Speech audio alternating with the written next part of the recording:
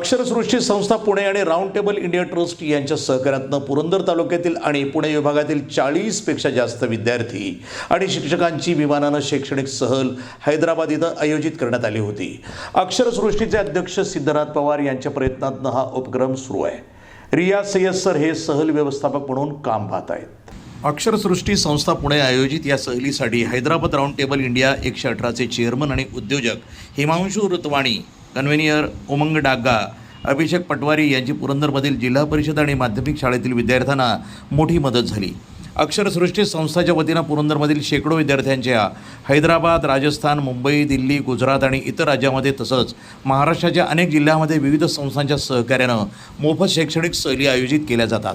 हैदराबाद शैक्षणिक सहलीमध्ये ग्रामीण विद्यार्थ्यांना हैदराबादमधील गौरवशाली वास्तूंचा दर्शन घडवण्याबरोबरच IT park, metro, Ramoji film city आदीमधील अत्याधुनिक film show, space centre, Hussain Sagar, Nizam museum, Govalkonda किल्ला असे अनेक प्रेक्षणीय स्थळं दाखवण्यात आली आणि त्यांची माहितीही देण्यात आली। हैदराबादच्या 2 दिवसीय सहलीमध्ये विद्यार्थ्यांना पंचतारांकित हॉटेलमध्ये जेवणाची सोय करण्यात आली होती। राऊंड टेबल इंडिया हैदराबाद 118 टेबलचे प्रसिद्ध अध्यक्ष, प्रसिद्ध उद्योजक हितेश रतवानी यांनी या प्रसंगी बोलताना सांगितलं की ग्रामीण विद्यार्थ्यांना विमान प्रवास घडवणं हा या ट्रिपचा मुख्य उद्देश असून यापुढे देखील अक्षरसृष्टी संस्थेच्या माध्यमातून विविध ठिकाणी असे उपक्रम राबवण्यात येतील। मी आता 5वीमध्ये पुरंदर तालुक्यातील नायगाव गावातील श्री सिद्धेश्वर विद्यालयामध्ये शिकत आहे। अक्षरसृष्टी संस्था व आदरणीय पवार सर यांच्या माध्यमातून दरवर्षी विमानद्वारे शैक्षणिक सहलीचे आयोजन केले जाते। यावर्षी देखील हैदराबाद, राजस्थान, दिल्ली या ठिकाणी विमानाद्वारे विद्यार्थ्यांना प्रवास करण्यात येणार आहे।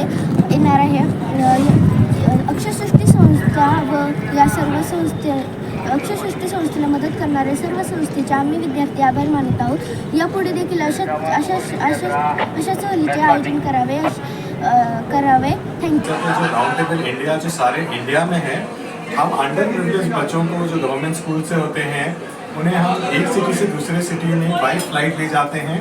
वहाँ 1-2 दिन का स्टे कराते हैं, घुमाते हैं, सिटी दिखाते हैं, हेरिटेज और कल्चर बताते हैं और फिर उन्हें वापस बाई फ्लाइट वापस भेज देते हैं उनके अपने शहर। ये सारे बच्चे वो होते हैं जिन्होंने कभी भी अपने लाइफ में अपनी खुद की सिटी के अलावा कभी बाहर नहीं गए होते हैं। सो दिस इज़ ये एक बहुत अच्छा अपॉर्चुनिटी होता है कल्चरल जानने का, दूसरे सिटीज़ विजिट करने का फॉर दी अंडर प्रिविलेज बच्चों के लिए। प्रतिनिधी रियाज सय्यद, पुरंदर, NTV न्यूज़ मराठी।